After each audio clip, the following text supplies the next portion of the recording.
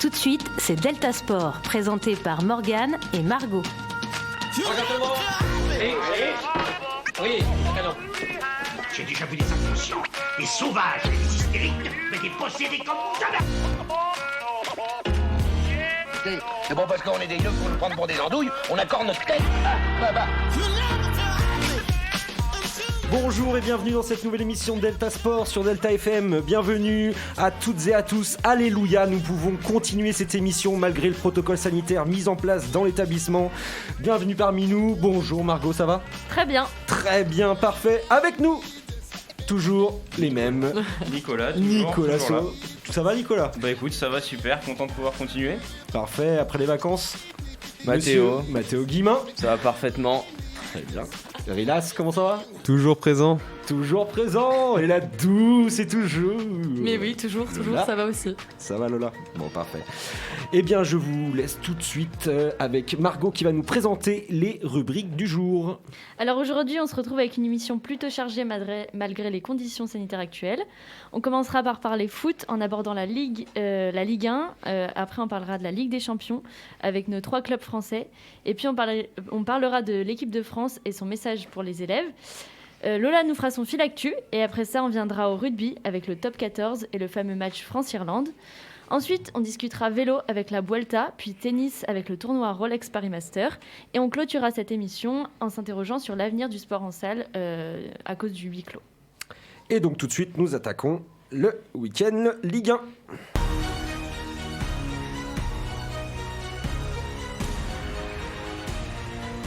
La 9e journée s'est donc déroulée le week-end dernier. Donc plusieurs résultats nous sont parus. Margot va nous les présenter. Plusieurs surprises.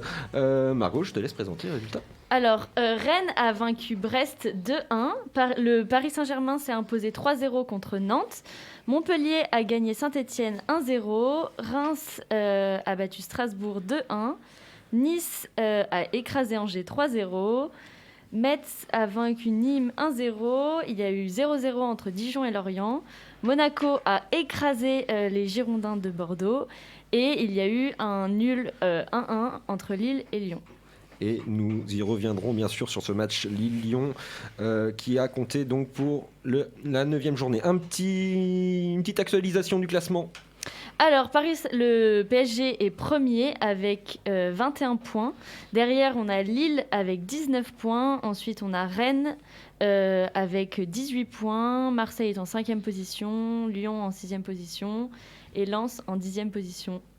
Et en bas du tableau, donc, nous avons Nîmes dans la zone rouge, suivi de Strasbourg et Dijon pour cette dernière marche du classement.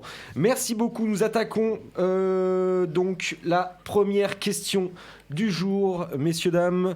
Les Girondins de Bordeaux. On va se pencher sur les Girondins de Bordeaux qui ont été défaits ce week-end par une équipe de Monaco qui pourtant ne fait pas vraiment une bonne première partie de saison. 4-0. Donc à Monaco, un score lourd pour les Girondins de Bordeaux. C'est une claque. Une claque, on peut le dire. On peut le dire. Alors je vous lis tout de suite d'abord la réaction de Jean-Louis Gasset après cette défaite contre Monaco, qui nous dit donc: on gagne à domicile, puis on se suffit. Toute la semaine, on joue à la baballe et on attend de savoir qui va débuter le match suivant. Bordeaux est mauvais. Point barre. Il n'y a pas de cœur. Ça fait mal quand même là pour les joueurs. Cindy. Ouais, puis il n'y a pas eu un plan social en même temps dans le club avec.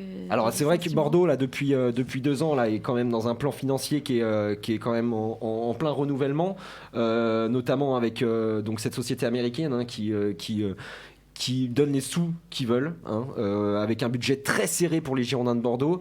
Il y a eu beaucoup de recrutements qui ont été faits ces dernières années concernant le staff et toute la communication qui a été faite autour de Bordeaux. Là, on va commencer du côté du président et du côté de l'actionnaire à réduire réellement, il y a une volonté de réduire réellement tout cet effectif. Bien sûr, il y a un impact quand même aussi sur les joueurs. Qu'est-ce qu'on peut dire de cette équipe de Bordeaux là ? Parce que alors il y a un début de saison pourtant qui a été pas trop mal. Ils ont enchaîné quand même quelques victoires. Et puis là, effondrement total. On reconnaît plus les joueurs. Les Girondins de Bordeaux, c'est quand même un club mythique en France. C'est quand même un club un club de la gagne, on va dire, comme quelque chose comme ça. Et là, depuis quelques années, c'est quand même inquiétant. Moi, personnellement, je trouve ça assez étonnant. parce que quand on voit les joueurs qu'il y a dans l'effectif, Costil qui est un excellent gardien, au niveau Ligue 1 il est très très bon, Koscielny qui est ancien international français, et Ben Arfa qui est arrivé récemment. Moi je pensais que ça allait donner justement un nouvel air aux Girondins, mais je pense que le problème il est dans la tête et qu'avec les soucis qu'il y a financièrement, en fait, ça y joue, il y a quelque chose qui ne va pas et il y a une grande remise en question à faire, je pense.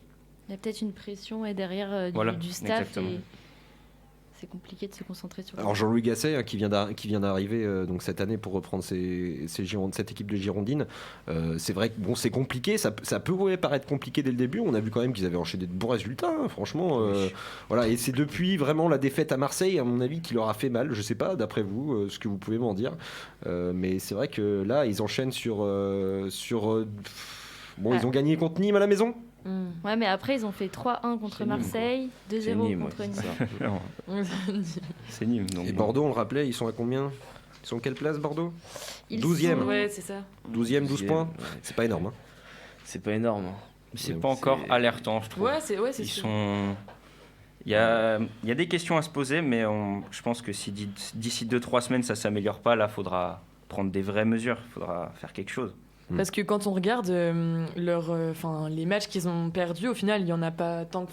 Dans les 5 derniers, il n'y en a pas tant que ça. C'est moins alarmant que, par exemple, Saint-Etienne, qui, eux, ont perdu leurs 5 derniers matchs. Et donc, je pense qu'on peut avoir encore de l'espoir avec cette équipe, malgré c'est ça, peut-être la pression du staff. Voilà. Ok, alors on va revenir tout de suite maintenant sur le match Lille-Lyon. Lyon qui a terminé à 10 la rencontre, mais qui a tenu face à des Lillois quand même mordants depuis le début de la saison. Second du championnat, donc Lille avec 19 points. Lyon qui a quand même bien tenu parce que Marcelo a été expulsé à la combien, messieurs ?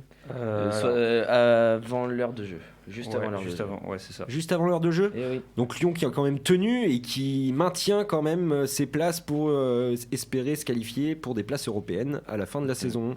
Qu'est-ce que vous pouvez nous dire de ce match, messieurs, dames ?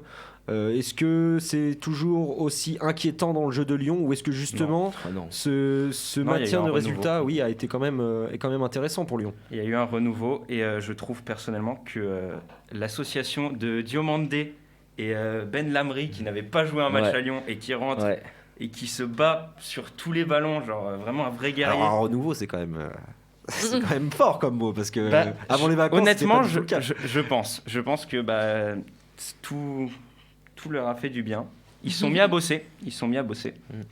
Et je pense que Rudy Garcia s'est remis en question aussi parce que et qu'on a enfin trouvé un entraîneur pas trop mauvais qui notamment avait fait la grande époque de Lille, etc. C'est incroyable, on n'a pas du tout le même discours qu'avant Morgan les vacances parce que je retourne complètement ma veste, mais je l'assume. Lorsqu'on parle de Rudy Garcia, je l'assume on a parlé totalement. De Rudy Garcia avant les vacances, ça a été complètement l'inverse. Et là, 2 semaines plus tard, impeccable, incroyable. Je peux te parler de Toko Ekambi aussi, si tu veux. Alors Toko, dis-moi. Très bon que match. J'avais complètement dézingué il y a quelques semaines et qui actuellement met des buts. Donc franchement, je suis fier de lui. Après, pardon. Non, mais ça montre quand même que tout peut évoluer, même en quelques semaines. Ouais, c'est ça, c'est pas figé. Mais après, personnellement, je reviendrai bien sur Ben Lamry. C'est mon petit coup de cœur. Parce que il a été signé libre, il n'avait pas de club, il rentre. Alors, on va se méfier avec les Lyonnais parce qu'on pense sortir un joueur tous les ans et puis au final, c'est pas le cas. Donc, allez, ramasse. Surtout ces dernières années. Non, mais... En attendant, en une mi-temps, il a été quand même sacrément bon. Oui, très bon. Je sais pas s'il y a quelque chose, mais je trouve bizarre qu'il ait été signé libre. Parce qu'il est, en tout cas sur le peu qu'on a vu, il a été excellent. Et c'est quand même Lille en face, donc quand même l'attaque, il connaît, Bamba, c'est pas n'importe qui, Yilmaz, qui est franchement très très bon. Alors, si on peut revoir le match quand même 2 minutes, si on se rappelle le match, Lille a quand même dominé une grande partie du match. Oui. Mais Lyon tient bien à 10. Lyon tient bien avec un bon gardien, toujours Lopez. Oui. Arrêt monstrueux. À voir par la suite pour les Lyonnais. Ouais, c'est bien, ça, au moins c'est optimiste pour la remontée du classement. C'est ça. Allez, on change de rubrique tout de suite maintenant. Donc, on passe à la Ligue des Champions.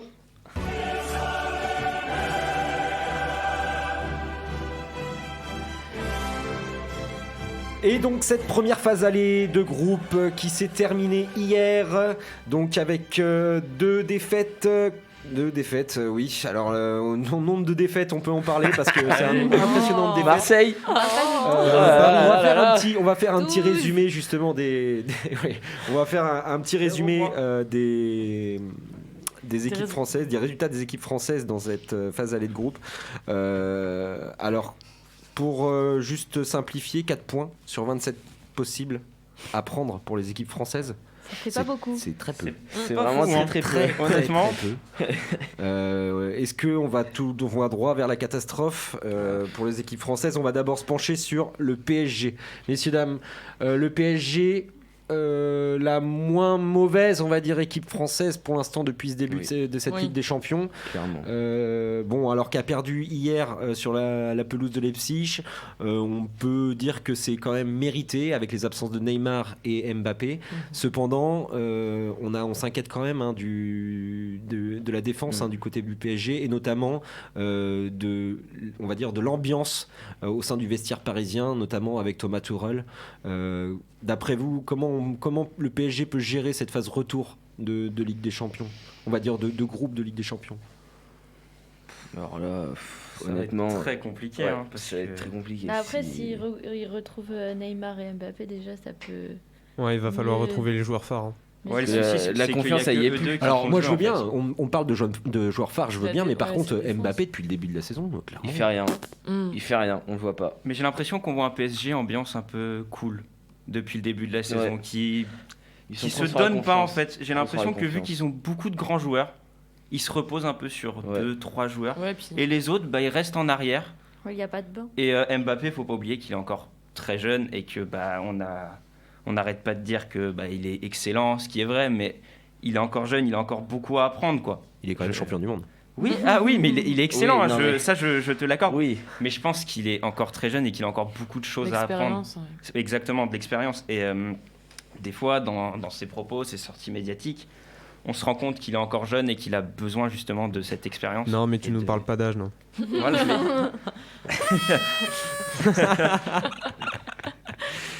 Très bien, bon, ça sera tout pour le PSG. Pas grand chose à dire de plus, de toute façon. C'est peut-être la défense à revoir. On va voir par la suite. On va voir par la suite parce que c'est pareil comment va évoluer. Alors Thomas Tuchel n'a pas été prolongé encore et il se fait pas de bile là-dessus. Apparemment, il ne sera pas prolongé au sein du Paris Saint-Germain.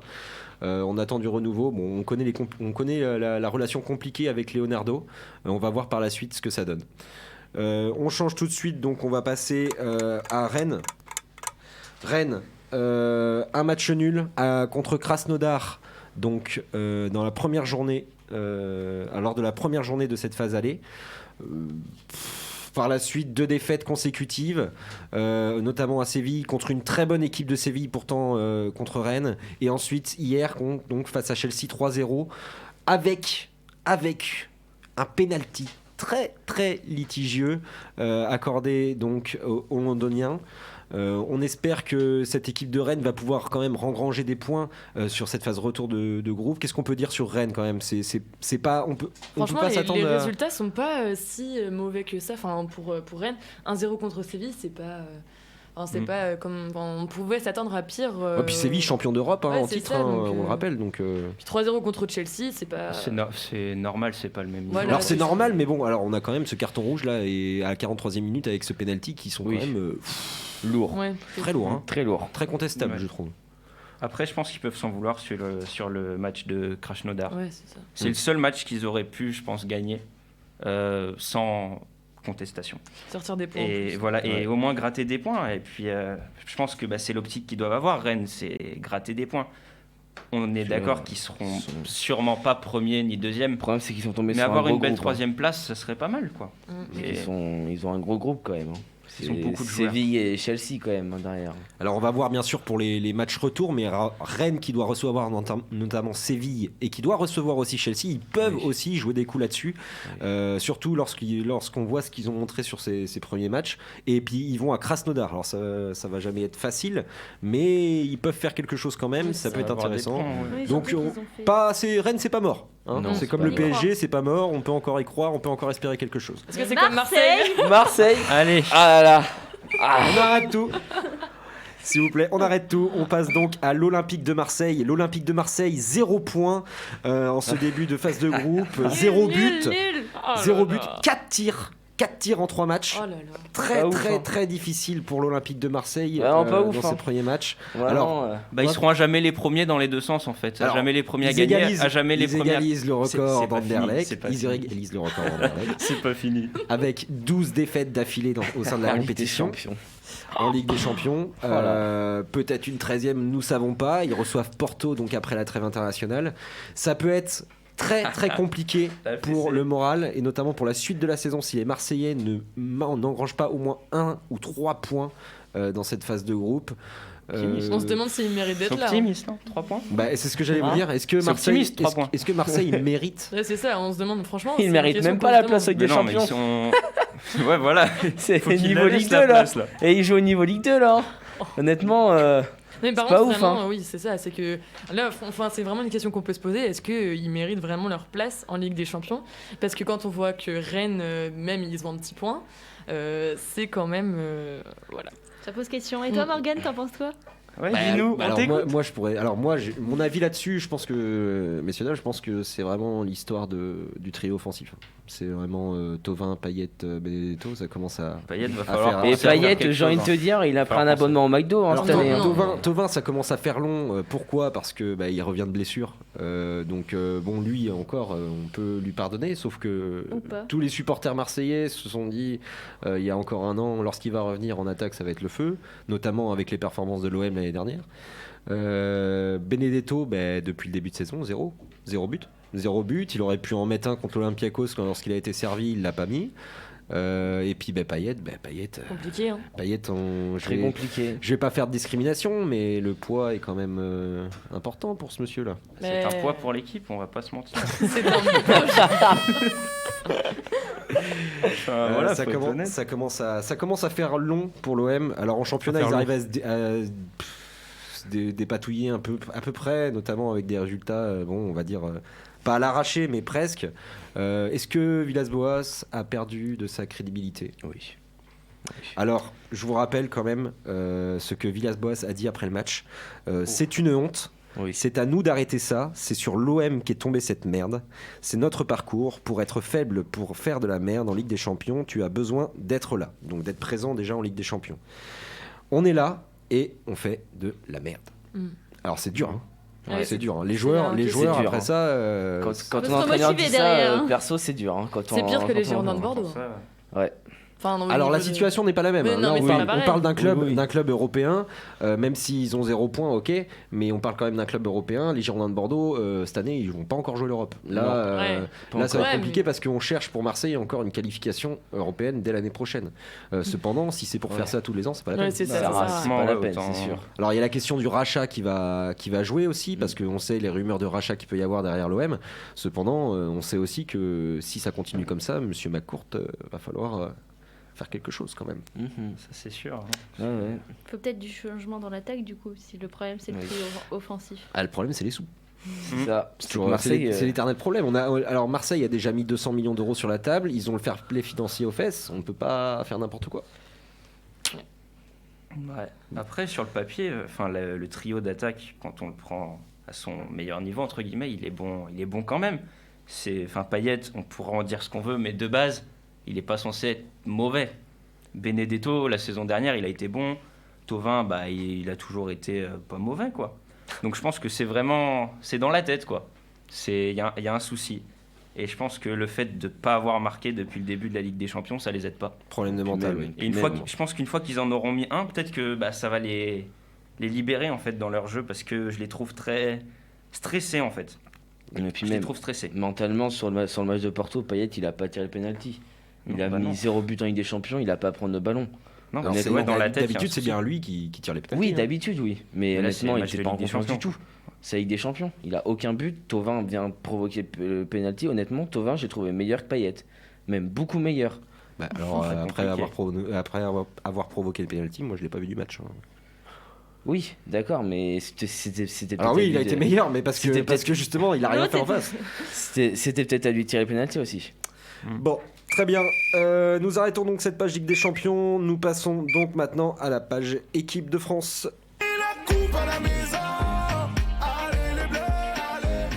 Alors, en équipe de France, la liste de Didier Deschamps qui doit intervenir ce soir sur les coups de 18h ou 20h, il me semble. Bref, nous verrons bien ce soir pour la liste de Didier Deschamps pour les matchs à venir avec l'équipe de France. L'équipe de France qui a été appelée à supporter, on va dire ça comme ça, hein, les Rendre élèves. un hommage. On a vu plusieurs vidéos circuler sur les réseaux sociaux, notamment sur le Twitter de l'équipe de France. On voyait les joueurs on va dire rendre hommage déjà à Samuel Paty, et puis aussi bien sûr dire aux élèves d'aller à l'école parce que l'école c'était important et blablabla et blablabla. Et sur le Twitter de Michel Blanquer aussi. Et sur le Twitter de Monsieur Blanquer qui a relayé cette info. Alors, on a quand même une impression, on va dire pas de commercial, mais c'est sûr. du gouvernement. Donc, quel est votre avis, vous, en tant qu'élève, en plus, sur cette question-là, et puis en ayant vu ces vidéos ? Moi, avant tout, je trouve que c'est un beau message et qui peut être écouté par des élèves qui seront pas, qui vont pas forcément écouter le message qui a été donné par les professeurs sur l'importance de l'école et l'égalité, pas parler. Je trouve que le message en soi est beau et c'est vrai que par contre on peut se poser la question de est-ce que eux le pensent. Ça fait un peu comme si on leur avait... je pense que c'est clairement ça. On leur a demandé de lire un message, ils se sont filmés. Et du coup, sur certaines personnes... Je trouve que la vidéo est belle, mais j'ai l'impression que sur certaines personnes, ça manque un peu de sincérité, quoi. Et stratégiquement... Tu penses... c'est vrai qu'on peut le voir sur certaines vidéos, ça manque de naturel. Mais il y en a qui le font très bien. Hein, Oui, bien sûr. Mais ouais, je trouve que des fois, ça manque un peu de naturel et de spontanéité. J'ai l'impression qu'ils ont récité plus un texte que fait ça naturellement, et puis dans l'instinct, et puis dans c'est ça aurait pu être un message que eux avaient créé. Ou... Non, parce qu'on se demande si c'est leur... Ils auraient pu l'écrire ensemble, mais par contre, en tout cas, ça prouve d'une unité nationale dans le sens où tout le monde se met contre ce qui s'est passé et pour l'école et pour... les valeurs de l'école. Stratégiquement, politiquement, c'est bien joué par contre. Oui.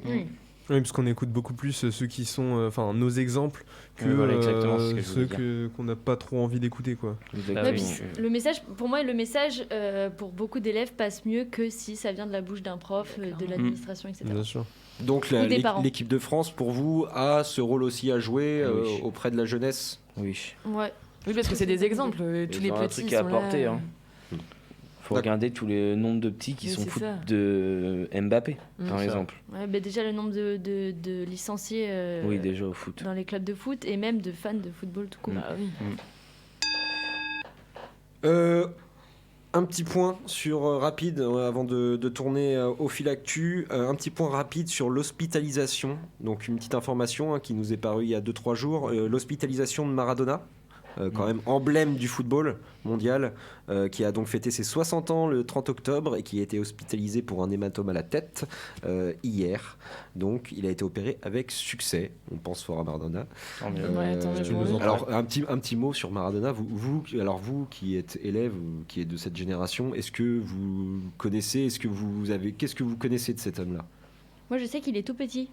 Je sais qu'il est tout petit, il est fort, mais par contre, je me suis un peu renseignée et j'ai vu qu'il a déjà été positif 1 ou 2 fois à la cocaïne. Et c'est vrai que c'est étonnant venant. Alors on connaît, c'est vrai que la génération supérieure peut connaître un peu les déboires de Maradona. Le Maradona. Mais bon, voilà. Alors. Pour ma part, il vaut mieux se souvenir de ses performances sportives que de ses performances personnelles. Voilà, exactement. On a tous vu au moins une fois la vidéo du but contre l'Angleterre. But de la main ? Non, pas celui-là. Le but où il part du milieu de terrain, là, tu sais, il dribble 3-4 joueurs et puis même le gardien et hop. On peut pas contester. On peut pas contester quand même Maradona, sa carrière, qui d'ailleurs aurait pu signer à l'Olympique de Marseille. Oui. Ah bon ? Et oui, sous l'air tapis. Peut-être que ça aurait été meilleur. Sauf qu'il l'a pas fait.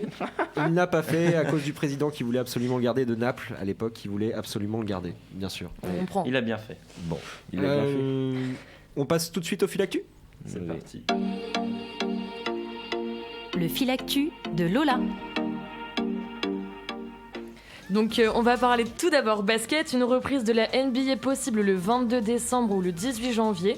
Donc la décision doit être prise rapidement selon le patron de la NBA, Adam Silver. De plus, décès à l'âge de 68 ans de l'ancien basketteur Edward Johnson Jr., surnommé Fast Eddie, dans la prison où il purgeait sa peine à perpétuité pour agression sexuelle. En Eurocoupe, un gros coup de la part de Boulogne-Levallois qui s'est imposé 90-80 contre les Espagnols de Malaga. En moto, absent aux deux derniers GP en Aragon, la légende Valentino Rossi, toujours positif au Covid, pourrait également manquer le premier rendez-vous à Valence ce week-end. Athlétisme, la liste des 10 hommes et des 10 femmes nommés pour le trophée d'athlète de l'année 2020 est sortie. Parmi ces 20 athlètes, pas de Français en compétition, malheureusement pour nous. Cyclisme, on connaît désormais le circuit du Tour de France 2021 qui possède une grande nouveauté, le monde chauve qui sera grappé dans son intégralité. Merci Lola. On passe tout de suite à la rubrique rugby. Ils portent fièrement partout leur foulard bleu et blanc. Et donc malgré la fin du tournoi destination, le top 14 qui a continué donc ce week-end, Margot, les résultats du top 14 s'il te plaît. Clermont a vaincu Brive 43-21 samedi et Bordeaux-Bègles s'est imposé clairement contre Agen 71-5. Samedi également, Castres a vaincu de très peu le Racing 92 28-26. Et par contre, dimanche, La Rochelle a gagné Pau 35-24 pour notre plus grand plaisir. Et le Stade français s'est imposé face à Toulouse 48-14. Un petit mot sur l'actualisation du classement. Alors, on a Clermont en première position avec 23 points. La Rochelle est deuxième avec 22 points. Toulouse 3e, Lyon 4e, le Racing 92 5e, le Stade français 6e. On retrouve Toulon en 8e position et en bas de classement, on a Brive en 12e position, Castres en 13e position et Agen qui termine le classement. Castres, messieurs. 8 catastrophe. Points. 8 points, 13e. C'est une catastrophe. Clairement. C'est la désillusion. C'est la désillusion. Là, honnêtement, c'est la on peut pas dire mieux. Mais alors, qu'est-ce qui se passe à Castres ? Bah, ils sont castrés. Non, tu pouvais pas. Tu pouvais le penser très fort, mais tu pouvais pas. J'y ai pensé, je l'ai pas dit. C'est incroyable. Bon, alors on passe cette page Castres. Un petit mot sur la victoire de La Rochelle ce week-end, qui se place à la 2e position du classement. C'était quoi les Là, il y a un peu de chauvinisme. Oui, c'est ça. Les pronostics, c'était quoi ? Vous étiez pour qui, vous déjà ? Non, moi je me rappelle que nous on était pour La Rochelle. c'était La Moi, je suis pour Toulouse, je l'avoue. Je suis pour Toulouse. Mais c'est pas fini, hein. Non, c'est pas fini, mais Toulouse, La Rochelle, vous êtes quand même avec 7 matchs joués et vous êtes en 3e position, alors que Clermont et La Rochelle sont en première et 2e position avec seulement 6 matchs joués. Et donc ça s'annonce bien. Ouais. Et puis le Stade français a fait mal ce week-end pour Toulouse. Hein. On est qu'à la 7e journée. Hein. C'est vrai, mais il y en a combien de journées ? Calcul rapide, 26. Donc 26 ça journées. avance vite. Hein. Ça avance très la vite. pression pour Toulouse, football, la hein. pression. Plus vite que le football. Donc on va faire attention. T'inquiète pas. On prendra des petits pronostics par la suite. Bon, très bien en tout cas. Félicitations au stade donc à La Rochelle. Merci. Pour cette victoire ce week-end sur la pelouse de une petite victoire sur la pelouse de Pau. Exactement. Voilà, 35-24. On revient sur le match France-Irlande, donc dernier match du tournoi Destination. Un grand match de l'équipe de France.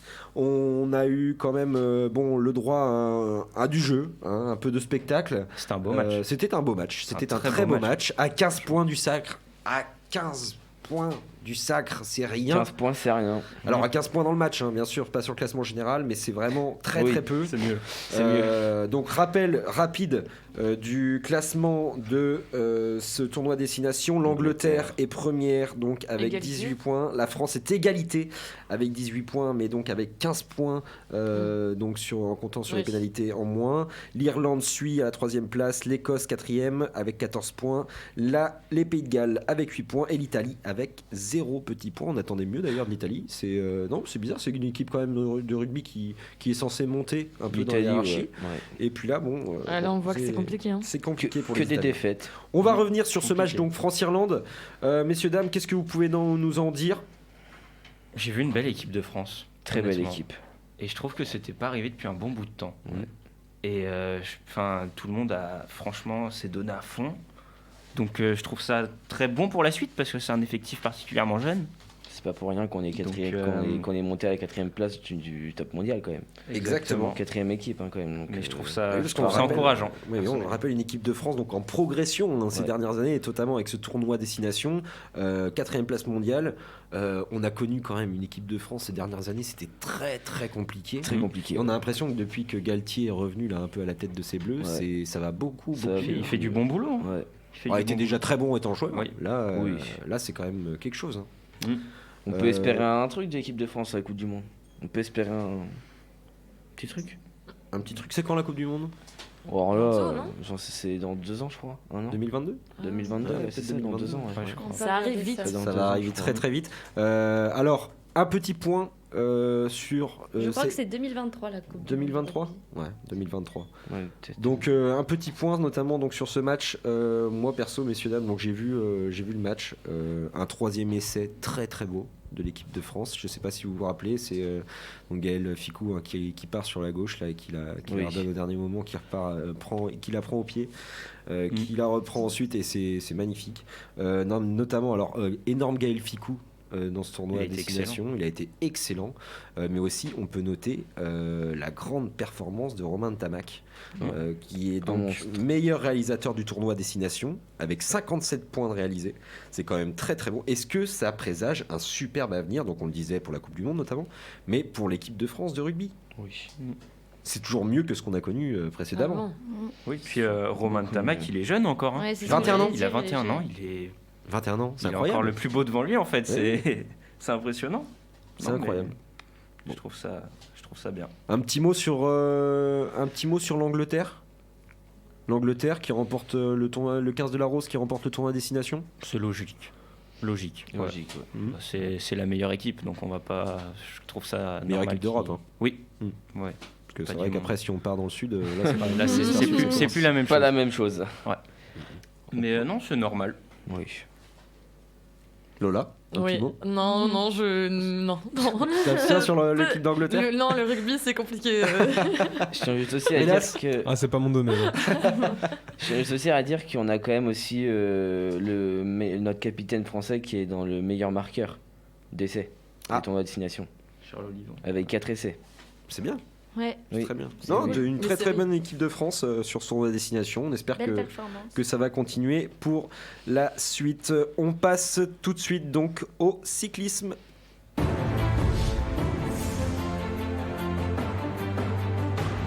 Et cette rubrique cyclisme, donc, on va parler de la Vuelta. Alors, on a la musique du Giro, mais on va parler de la Vuelta. Margot, est-ce que tu peux nous actualiser un petit peu ce classement là? Comment on en est à la Alors, Vuelta? au classement général, on a le favori Primoz Roglic. En deuxième position, on a Richard Carapace et en troisième position, Hug Carty. À noter que le premier français, enfin le français le plus haut au classement, c'est David Gaudu qui est en 11e position. Au niveau du classement du meilleur sprinter, on a également Roglic, Richard Carapace et Hug Carty dans les 3 premiers. Et pour le meilleur grimpeur, c'est un Français qui se place en première position avec 76 points. C'est Guillaume Martin pour l'équipe Cofidis. Large de. Ouais, parce que le deuxième, c'est Richard Carapace qui a seulement 30 points pour Ineos. Et après, il y a le Belge Tim Wellens pour Lotto Soudal avec 28 points. Donc après, les autres places sont plus serrées, mais c'est vrai que le Français est loin devant. Et il y a aussi un autre Français qui est en 11e position, mais avec beaucoup d'écart, parce qu'il a 17 points. Et également de l'équipe Cofidis. D'accord. Les Français notamment d'ailleurs, alors on parlait notamment de Gaudu. Oui. Gaudu qui est en Oui. 11e position du Gaudu classement général. qui a gagné notamment une étape, qui a gagné l'étape Villaviciosa, Alto de la Farapona. C'est l'accent. Avec l'accent italien pour un Tour d'Espagne, c'est parfait. Et donc, c'est une belle perf. D'ailleurs, il se retrouve 8e. Bon, Il est quand même 3e du classement général des jeunes. Oui. Oui, c'est ce que j'allais dire. David Gaudu, Ouais, il est il même est jeune. Hein. Il a 23 ans. Bon, et après, il est un peu largué, on va dire, au classement général, parce qu'il est quand même à plus de 10 minutes, il me semble. Hein. Mais c'est pas mal, c'est pas Mais mal. oui, c'est. Il C'est reste quand même- encore beaucoup d'étapes. pour cette Vuelta. Et peut-être... Et aujourd'hui, notamment, nous sommes le 5 novembre, nous attaquons l'étape Mos Puebla de la Sanabria. Donc de 230... C'est impressionnant. S'il vous plaît. 230 km, l'étape la plus longue de cette Vuelta.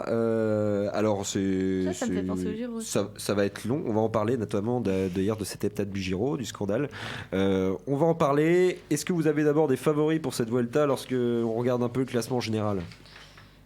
Est-ce que vous pensez que Roglic va tenir ou parce qu'on a quand même des bons qui suivent Hugues Carty, ils sont pas loin derrière les autres. Moi, je pense qu'on va top garder 3, les mêmes... ils sont à 39-46. Ouais, on va garder la même tête de liste. Après, ça peut peut-être changer. Parce entre les trois, ça va bouger. Parce qu'il y a des grosses équipes. Il y a la Ineos Grenadier qui est deuxième quand même. Donc la Ineos Grenadier, c'est pas non plus une team petite. C'est une très grosse team. Donc je pense que... Ouais, mais ça va aller vite parce qu'il reste quand même 4 étapes. Ouais. Bon, je pense Roglic, il va gagner. Enfin, je vois pas de raison qu'il... c'est le favori de ce tour quand même. Pareil pour le grimpeur. Guillaume Martin, il va garder le maillot. Espérons qu'il fasse je pense. On espère. Briller la France. Au moins dans un... Et son équipe. Parce qu'il a quand même fait un bon Tour de France quand même aussi. Il a été beaucoup dans le top 10, dans le top 5 je crois, du Tour de France, Guillaume Martin. Longtemps, donc voilà. On va passer à une petite question rapidement, ou du moins vos avis sur ce qui a pu se passer, notamment lors d'une étape du Giro. Donc comme on le rappelle, le Giro, cette étape qui a été entachée, une étape la plus longue de ce Tour du Giro, qui a été entachée pendant les vacances, donc de 230 km, et qui a été réduite à 105 km, notamment à cause des coureurs beaucoup de coureurs qui ne voulaient pas sortir de leur fourgon pour courir à cause des conditions météorologiques. De la pluie en forte intensité était présente sur ce tour à ce moment-là. Beaucoup de coureurs donc ont considéré que ce n'étaient pas des bonnes conditions pour pouvoir courir et sur cette étape. La direction donc de ce tour a dû justement réduire cette étape à 105 km. Vos avis sur cette réduction? Alors moi j'ai entendu Arnaud Desmar prendre la parole, donc qui est spécialiste du sprint, qui semblait un petit peu déçu dans le sens où pour lui c'est pas grave, il suffisait de se couvrir et que c'était un moment, enfin encore une fois pour lui on favorise toujours les grimpeurs, c'est ce qu'il dit dans l'interview, ouais, c'est ça. parce que c'est une épreuve plutôt pour les sprinteurs. Et que par contre on ne réduit pas les épreuves où il y a des cols, donc qui mettent en difficulté les sprinteurs. Donc je sais pas trop, mais c'est vrai que ça pose question. C'est surtout que pourquoi on raconte, enfin je veux dire c'est quand même aussi une épreuve, justement ça peut montrer d'autres personnes qui peuvent c'est quand même incroyable parce que c'est quand même lorsqu'il y a des conditions météorologiques très difficiles, notamment au mois de juillet ou au mois d'août lors du Tour de France, aucune épreuve est annulée. Ou alors au pire des cas, il la reporte au jour d'après. C'est ce que j'étais en train de me dire, pourquoi ils l'ont pas reporté. Qu'est-ce qu'il faut Il faut qu'il grêle à la limite. Mais c'est ça. Après, moi je pense qu'il faut quand même... S'il pleut, ça change rien. Moi, je pense qu'il faut quand même bien réfléchir pour pas mettre en danger les coureurs et qu'il y ait un nombre important de blessés. Mais c'est vrai que si c'est de la pluie, à un moment, je sais pas, tu mets un truc qui t'empêche d'être mouillé et puis t'y vas, quoi. Oui, en fait, on a l'impression que c'est... Vous imaginez tous les sports extérieurs, sinon qu'il faut annuler. Le foot, le rugby, ils sont censés travailler dans toutes les conditions possibles. Alors, au possible, du moins, pour pouvoir continuer leur course. Mais c'est vrai que là, il pleut. Les coureurs qui décident de pas c'est comme s'ils faisaient grève. C'est comme si les footballeurs, il y avait un peu de... au dernier moment, alors que d'autres coureurs attendaient pour partir. Donc ils ont attendu 3-4 heures. Donc très difficile. Bon, ça a été quand même donc la course a quand même pu redémarrer. 105 km qui ont été effectués donc sur cette étape. On passe maintenant donc à la rubrique tennis.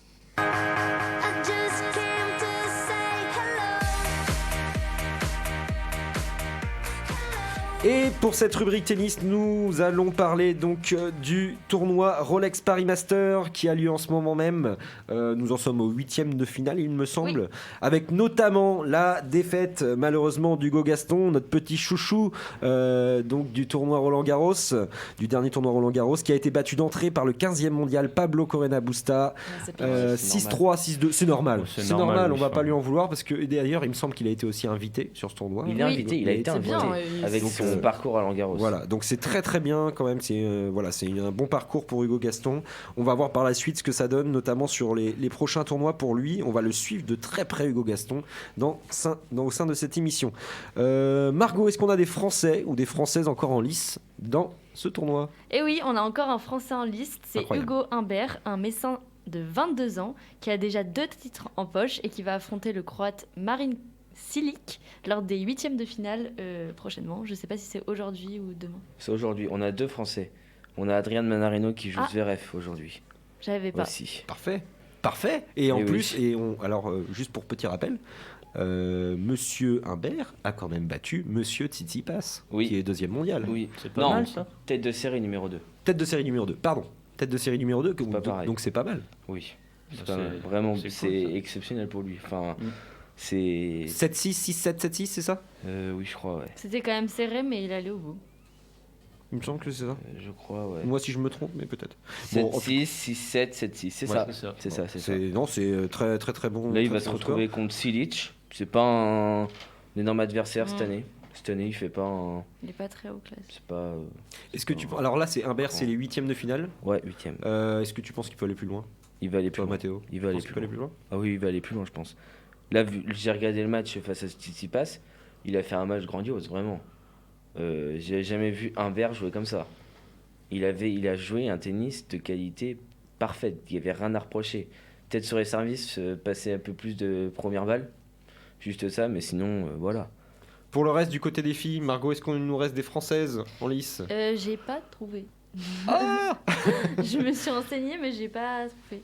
Je voulais juste préciser que l'adversaire de Humbert est 43e mondial, donc si il le bat, c'est quand même une belle performance. Voilà. On verra par la suite. En tout cas, on va tout faire pour que Humbert puisse... on va tout faire pour encourager Humbert pour qu'il puisse aller le plus loin possible dans ce tournoi. Un petit mot, messieurs, dames, sur la suite de ce tournoi. Rolex Paris Master, Rolex. C'est bien. C'est un bon sponsor. Cool. Non, c'est cool pour les qui organisent voilà ça. Quoi.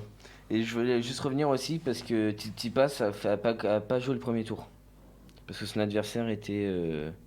Donc c'est un avantage en plus. Tsitsipas était avantagé parce qu'il avait fait aucun match. D'accord. Alors qu'Humbert en avait déjà fait un en 3-7.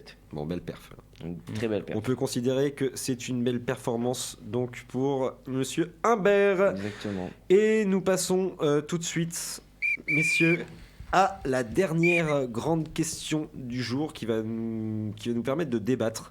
Une question donc spéciale, une rubrique spéciale pour cette deuxième émission de Delta Sport. Une question triste, malheureusement, parce qu'on est en droit de se la poser, notamment avec tout le protocole qui est mis en place en ce moment. Alors, cela concerne tous les sports en salle par rapport au Covid-19. Messieurs, dames, beaucoup de choses à dire. Je vais vous laisser la parole. Assistons à la mort du sport en salle. Alors, ça peut être dur d'entendre ça comme ça, mais pourtant, on s'approche un peu de la réalité. Notamment ce qui concerne les audiences, les huis clos, les matchs reportés. Est-ce qu'on assiste à la mort du sport en salle? Moi, je dirais même pas que...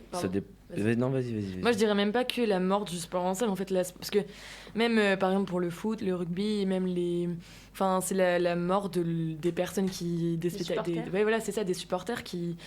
Après, enfin, moi, pour ma part, je pense pas, parce que c'est quand même... Enfin, les gens sont quand même pressés de pouvoir retourner voir les joueurs, et donc, en fait, on peut quand même maintenir le fait de supporter en regardant les matchs et en... Donc Après, je pense que justement, ça va peut-être donner en quelque sorte la rage aux supporters encore plus quand ils auront l'occasion d'y retourner. En tout cas, les supporters assidus. Quand est-ce qu'ils auront l'occasion? Assidus. Mais après, je pense qu'il y a aussi un rôle des médias à jouer. Pour le coup, c'est de laisser en libre accès le visionnage des matchs plus facilement que d'acheter tous les abonnements possibles. Pendant ces temps-là, ouais. Oui, je pense que c'est clairement un rôle, même, je sais pas si c'est les fédérations qui peuvent... Non, mais c'est vrai, je suis là-dessus, mais je pense que c'est vraiment un rôle à jouer des médias pour moi de laisser un libre accès les matchs, de pouvoir regarder les... Non, et puis ça va dépendre des sports. Par exemple, le hand, ça sera pas mort, ça sera jamais mort.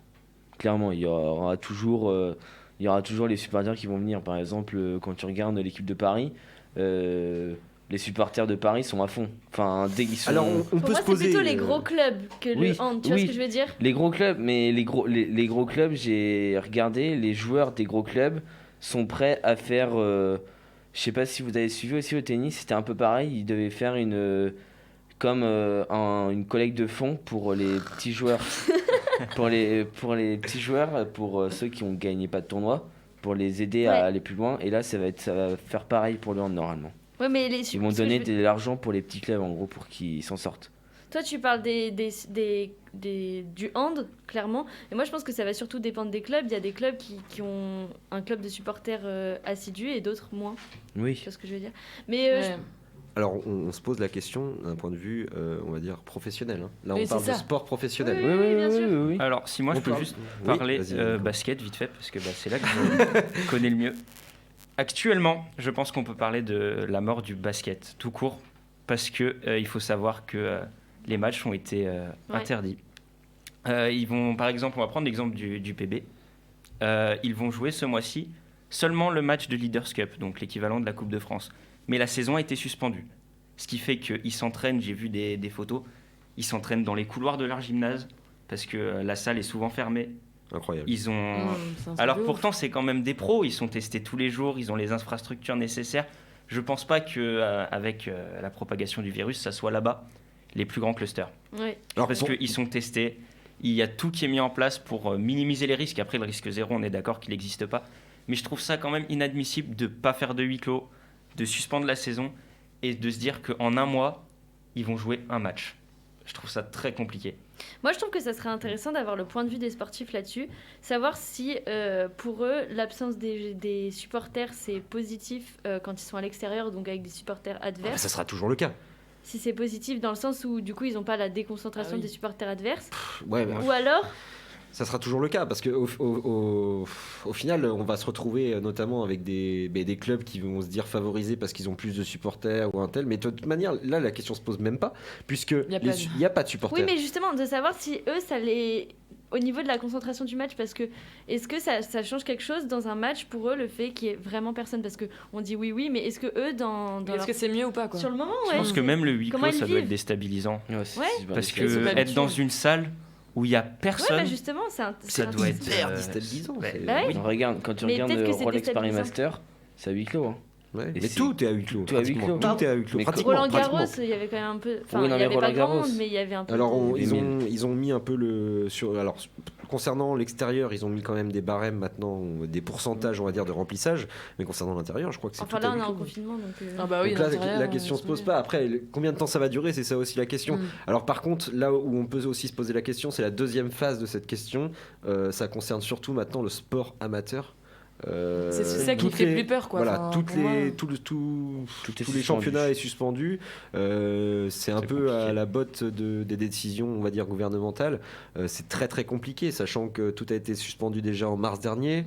Là, on revient encore sur une suspension, alors que les championnats, la plupart, ont démarré sur quelques bases. C'est quitte au double, ça motive les gens. Et puis, on peut pas arrêter les classements tout de suite. Parce qu'il n'y a que même pas un tiers de jouer. Non, mais c'est surtout que en dehors de la déception des licenciés, il y a aussi l'économie des clubs qui est en jeu. Il y a eu une diminution incroyable des licenciements cette année. Et là, avec le Covid, comment les clubs vont réussir à fédérer les années à venir et même au retour, quand il est possible de reprendre le sport? Est-ce que les gens vont revenir? C'est ça qui est dangereux, c'est que c'est qui tout double. Genre, c'est soit tout le monde va se dire ça fait longtemps qu'on n'a pas fait de sport, on s'inscrit, soit non, moi je pense ça que fait longtemps, j'ai pas envie de faire du sport et les autres resteront chez eux. Et du coup, ça va encore plus, pour mélanger les personnes, je sais pas comment dire, mais quand on mixte, on brasse les personnes qui sont moins motivées, on essaye de les motiver avec les plus motivés, là ça va être compliqué. Si je peux juste finir par dire que on parle beaucoup du basket et du hand là, mais les championnats d'Europe de cyclisme sur piste, donc en salle, viennent d'être annulés. Ils devaient avoir lieu en Bulgarie et du coup ils ont été annulés à cause du Covid.